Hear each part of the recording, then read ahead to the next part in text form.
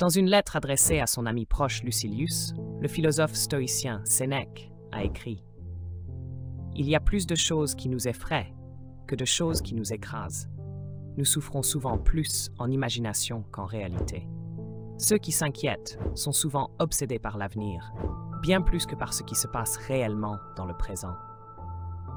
Le jour comme la nuit, leur esprit erre dans le monde énigmatique de ce qui n'est pas encore arrivé, planifiant et anticipant comment faire face à des malheurs potentiels. Mais malgré leurs efforts pour contrôler ce futur incertain, ils ne peuvent pas dépasser les limites du présent. L'avenir, après tout, n'existe que dans nos esprits. Il est une construction mentale que nous ne pouvons ni habiter, ni prévoir avec exactitude. Peu importe les plans que nous élaborons, la réalité se manifeste souvent de façon inattendue et imprévisible. Cependant, nombreux sont ceux qui persistent à se focaliser sur l'inconnu, imaginant inlassablement des scénarios d'événements imprévisibles. Sénèque avait observé ce phénomène chez Lucilius et ses contemporains. Avec sa pensée stoïcienne, il s'opposait à cette vision épuisante et destructrice, expliquant pourquoi s'inquiéter de l'avenir était inutile et proposant une alternative. Que devrions-nous faire au lieu de nous angoisser? Cette vidéo explore les remèdes de Sénèque contre l'anxiété et les peurs irrationnelles. L'idée que l'avenir n'existe pas ne nie pas le flux du temps. Elle ne nie pas que ce qui se passe maintenant deviendra bientôt le passé, ni que nous sommes constamment entraînés dans un flot d'événements nouveaux, un peu comme une montagne confrontée à une tempête de neige continue. La tempête, imprévisible et inévitable, apporte des flocons de formes et de vitesses diverses que la montagne ne peut deviner ni anticiper. Elle endure simplement en observant chaque flocon disparaître, à l'instar de notre manière de voir les instants futurs se transformer en passé. Nous savons que quelque chose est en train d'arriver, mais quels que soient nos efforts, nous agissons comme des archers dans le noir. C'est pourquoi l'avenir que nous imaginons n'a pas de base solide, car il n'est qu'une collection de pensées, des hypothèses, parfois insensées, parfois tirées de nos expériences passées. Pourtant, malgré ce manque de fondement, nombreux sont ceux qui sont accablés par ces idées, souffrant de peurs injustifiées, basées sur des conjectures et non sur la réalité. Comme l'a si bien dit Sénèque, la vérité a ses limites, mais ce qui découle de l'incertitude est livré à la spéculation et à l'abandon irresponsable d'un esprit effrayé. Il remarquait que certaines choses nous affectent avant même qu'elles n'apparaissent, et d'autres ne se produisent jamais, mais nous causent tout de même du tourment. Selon Sénèque, cela s'explique par notre tendance à amplifier, imaginer ou anticiper les peines à venir. Dans sa lettre, il poursuivait en expliquant à Lucilius que l'esprit a parfois tendance à créer des formes illusoires de malheur, là où il n'y a rien de mauvais. Ou comme il le disait, il tord de la manière la plus défavorable un mot ambigu, ou imagine qu'une inimitié est plus grave qu'elle ne l'est, ne considérant pas jusqu'où va la colère de l'ennemi, mais ce qu'il pourrait faire s'il était en colère. Cette habitude humaine de l'inquiétude ne cause pas seulement de l'inconfort. De nombreuses preuves scientifiques montrent que l'anxiété peut réellement rendre les gens malades. En d'autres termes, même si l'avenir n'existe pas encore, nous nous rendons malades en nous préoccupant de lui. Heureusement, les écrits de Sénèque nous offrent des antidotes précieux à cette angoisse chronique. Quelle solution propose-t-il pour contrer cette habitude humaine de s'inquiéter? Sénèque suggère de fortifier l'esprit avec des idées et des vérités ancrées dans la réalité, tout en modifiant notre façon d'aborder le destin. D'abord, il rappelle à Lucilius que, même si de nombreuses épreuves lui sont arrivées, il est toujours resté ferme dans l'adversité. Ainsi, d'une certaine manière, Sénèque semble toujours capable de faire face aux difficultés. En regardant en arrière sur notre propre vie, nous réalisons souvent que ce que nous pensions être des catastrophes imminentes avant qu'elles ne se produisent s'est avéré très différent de ce que nous avions imaginé. La plupart du temps, nous souffrons bien moins que ce que nous avions redouté. Ironiquement, une grande partie de notre souffrance survient avant même que l'événement réel ne se déroule. Prenons un exemple concret.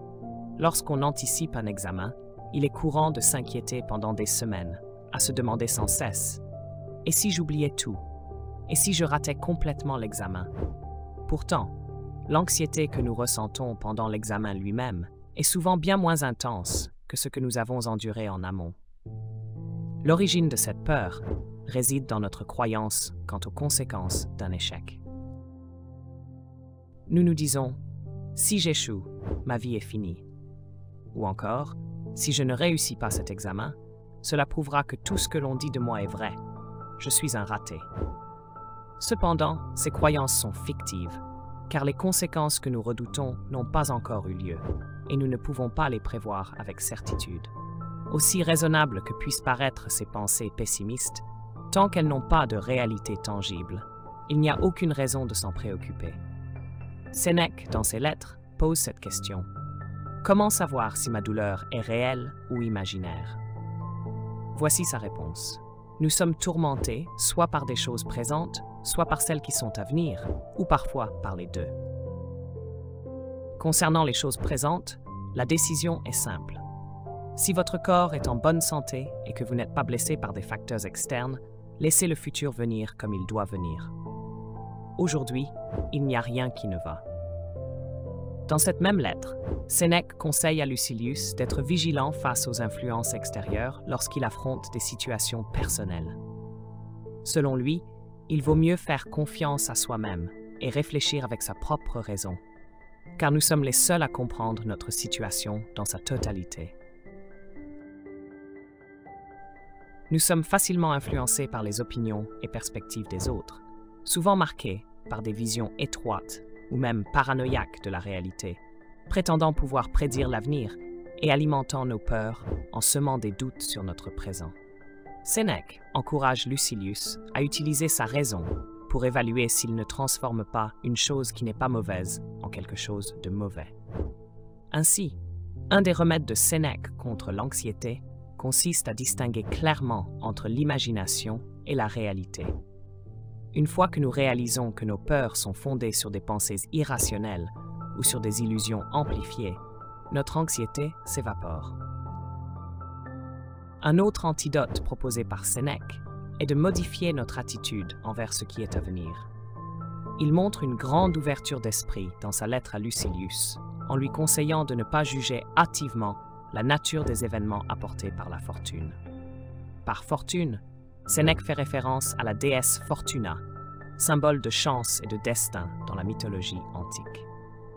En réfléchissant sur l'ignorance humaine, non seulement sur ce qui va arriver et la manière dont les événements se dérouleront, mais aussi sur la véritable nature de ces événements et leur impact sur nos vies, il recommande la prudence avant de juger ce que nous réserve le destin.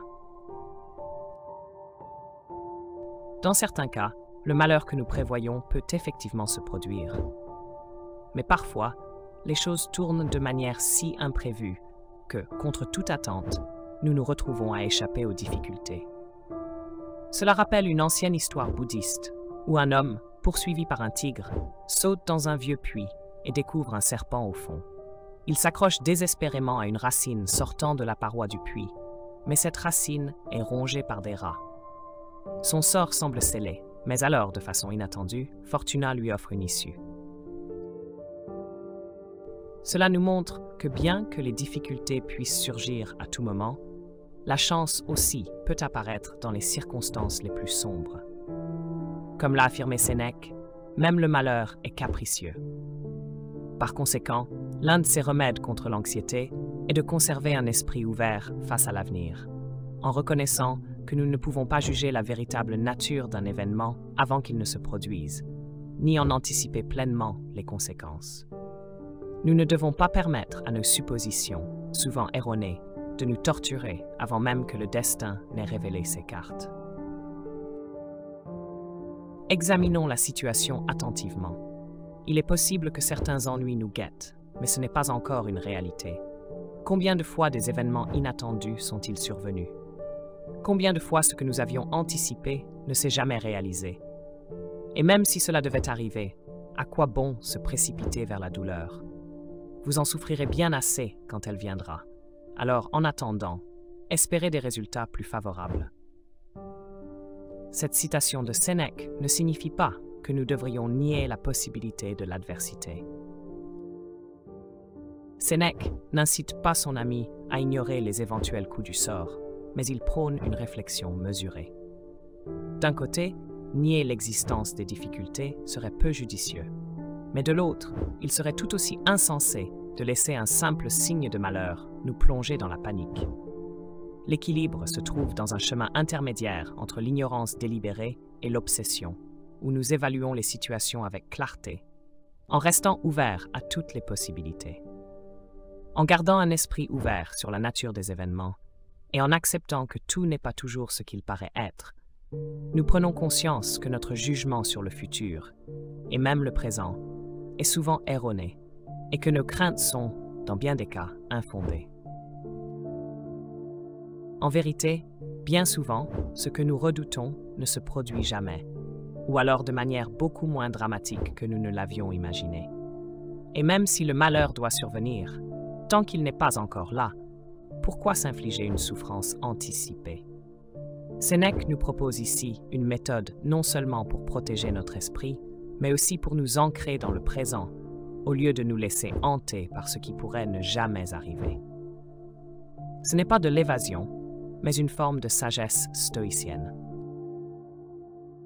Il insiste sur un point fondamental. Nous ne contrôlons pas le destin, mais nous pouvons maîtriser nos réactions face à lui. L'angoisse n'empêche en rien l'arrivée des difficultés. Elle épuise simplement notre énergie et nuit à notre santé pour des situations souvent imaginaires. Plutôt que de sombrer dans l'inquiétude, consacrons notre esprit et notre temps à des pensées positives, en espérant que les événements tourneront en notre faveur. Cette approche n'a rien de naïf. Il s'agit de cultiver un équilibre entre la lucidité et l'espoir, entre la reconnaissance des difficultés et l'anticipation des opportunités.